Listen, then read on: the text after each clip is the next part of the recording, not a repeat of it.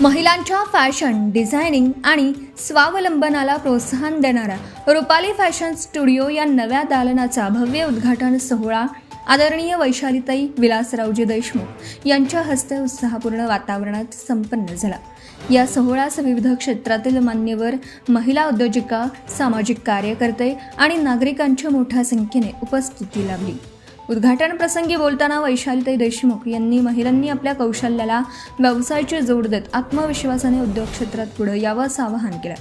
आर्थिक स्वावलंबन हे महिलांच्या सक्षमीकरणाचं प्रभावी साधन असून त्यासाठी योग्य मार्गदर्शन, प्रोत्साहन आणि संधी उपलब्ध होणं आवश्यक असल्याचं त्यांनी नमूद केलं। यावेळी विलासराव देशमुख फाउंडेशनच्या माध्यमातून महिलांच्या प्रगतीसाठी राबवण्यात येणाऱ्या विविध उपक्रमांचा विशेष उल्लेख करण्यात आला।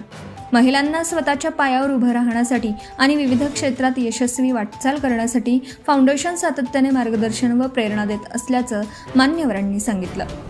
समारंभास डॉक्टर सारिका अभिजित देशमुख, संगीता मुळवणे, नीता संतोष देशमुख, माजी महापौर स्मिता खानापुरे, नगरसेविका सपना किसवे, तबस्सुम मुख्तार शेख, स्वाती घोरपडे, वसुधा माने, यशश्री गिरवलकर, डॉक्टर ज्योती सूल, डॉक्टर प्रियांका डावळे, दिलीप माने, सोनल माने परिवार यांच्यासह अनेक मान्यवर उपस्थित होते।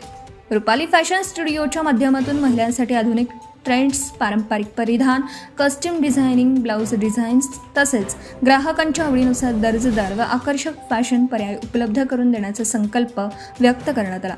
लातूरच्या फॅशन क्षेत्रात दर्जा, विश्वास आणि नाविन्य यांची वेगळी ओळख निर्माण करण्याचं उद्दिष्ट स्टुडिओने ठेवलं आहे।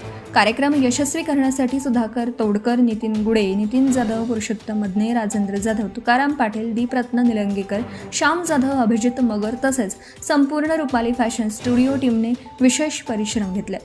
कार्यक्रमाच्या शेवटी स्टुडिओच्या संचालिका सौ रुपाली अजय बोराडे पाटील यांनी आभार मानले। Subscribe now and press the bell icon. Never miss an update.